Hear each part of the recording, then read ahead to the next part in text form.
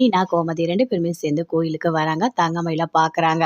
"அத்தை நான் சொல்றத கேளுங்க அத்தை" அப்படின்னு தங்கமயில் சொல்றாங்க. "ஏய் நீ சொல்றதெல்லாம் நான் கேட்க தயாராவே இல்ல" அப்படின்னு கோவமா கிளம்புறாங்க. அப்போ தங்கமயிலோட அம்மா பாக்கியா வராங்க. "என்னங்க என்ன சொல்ல போறீங்க? என் பொண்ணு ஒரு வார்த்தை பேசினா நீங்க கேட்க மாட்டீங்களா? உங்க வீட்ல தானே இருந்தா. இத்தன வருஷம் உங்க வீட்ல தானே இருந்தா. உங்களுக்காக தானே உழைச்சு எவ்ளோ கஷ்டப்பட்டா. உங்களுக்கெல்லாம் நன்றினா என்னன்னே கிடையாதா?" அப்படின்னு பாக்கியா கேட்குறாங்க. இங்க பாருங்க, யாருமே என்கிட்ட பேசாதீங்க. உங்க யாரையுமே எனக்கு புடிக்கல. உங்களுக்கு எனக்கு எந்த சம்மந்தமும் இல்ல அப்படின்னு கோமதி கத்துறாங்க. "அத்தை கொஞ்சம் அமைதியா இருங்க அத்தை" அப்படின்னு மீனா சொல்றாங்க. "என் பொண்ணு என்ன சொல்ல வரான்னு ஒரு வார்த்தை கேட்கறதுல உங்களுக்கு என்ன ஆயிட போகுது?" அப்படின்னு பாக்கியா கேட்குறாங்க. "இங்க பாருங்க, உங்க பொண்ணே வேணான்னு நாங்க முடிவு பண்ணிட்டோம். இனிமே உங்க பொண்ணு என்ன சொன்னா எங்களுக்கு என்ன? அதனால தான் நான் கேட்க மாட்டேன்" அப்படின்னு கோமதி சொல்றாங்க. அத கேட்டோனே பாக்கியாவுக்கு கோவமா வருது. "நான் சொல்றேன். இப்ப நான் சொல்றேன். உங்களுக்கு ஒண்ணு தெரியுமா? என் பொண்ணு மாசமா இருக்கா. தெரியுமா? அந்த உண்மைய உங்க பையன கூப்ட்டு நாங்க சொன்னோம். அதுக்கு என் பொண்ணுகிட்ட உங்க பையன் என்ன தெரியுமா சொல்லியிருக்காரு?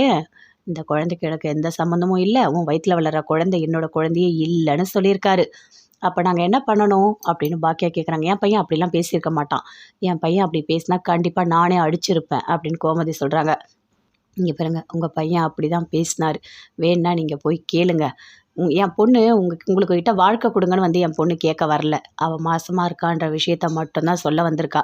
அத கூட உங்களால காது குடுத்து கேட்க முடியாதா?" அப்படின்னு சொல்லிட்டு பாக்கியா சொல்றாங்க. "உங்க பொண்ணு எப்ப பார்த்தாலும் பொய் தான் சொல்லிட்டு இருப்பா" அப்படின்னு கோமதி சொல்றாங்க. "இல்ல, நான் பொய்யெல்லாம் சொல்லல அத்த. உண்மையாவே நான் போய் டாக்டர பார்த்தேன். அவங்க தான் சொன்னாங்க நான் மாசமா இருக்கேன்னு சொல்லிட்டு" அப்படின்னு தங்கமயில் சொல்றாங்க. அப்ப கோமதி எதுவுமே பேசவே இல்ல. "அத்த கொஞ்சம் அமைதியா இருங்க அத்த" அப்படின்னு மீனா சொல்றாங்க. "இங்க பாருங்க, எதுவா இருந்தாலும் என்னால எதுவுமே பண்ண முடியாது. என் பையன் என்ன முடிவு எடுக்கிறானோ அதுதான்" அப்படின்னு சொல்றாங்க கோமதி. சொல்லிட்டாங்க வந்து அப்படியே கோவமா போறாங்க. பாக்கியா சொல்றாங்க, "ஏய்! நீ எதுக்குடி இவங்க கிட்ட வந்து சொல்லிட்டு இருந்த? யாரும் வேணான்னு சொல்லிட்டல்ல. அப்புறம் எதுக்காக நீ கோயிலுக்கு வந்த?" அப்படின்னு கேட்குறாங்க தங்கமயில் கிட்ட. "அம்மா மீனா சொன்னதுனால நான் உண்மைய சொல்லலான்னு வந்தேம்மா" அப்படின்னு தங்கமயில் சொல்றாங்க. "பாத்தியா? அவங்க பேசுறத பாத்தியா? அவங்கலாம் உன்ன ஏத்துக்கிற மனநிலையிலேயே இல்ல. நீ என்ன சொன்ன? என்னோட குழந்தைய நான் தனியா வளர்த்துக்கிறேன்னு சொன்னேன்ல, அதே மாதிரி நீயே வளர்த்துக்கோ சரியா? வா வீட்டுக்கு போலாம்" அப்படின்னு பாக்கியா தங்கமயில கூட்டிட்டு போறாங்க. அப்படியே பயங்கரமா ஃபீல் பண்றாங்க தங்கமயில். கோமதி அப்படியே கோவத்தோட வராங்க. "ஏய்! நீ நீ வந்து தங்கமயில பார்க்கணுன்னு தான் என்ன கோயிலுக்கு கூட்டிட்டு போனியா?" அப்படின்னு கோமதி கேட்குறாங்க. "அத்த அதெல்லாம் ஒண்ணும் இல்ல அத்த.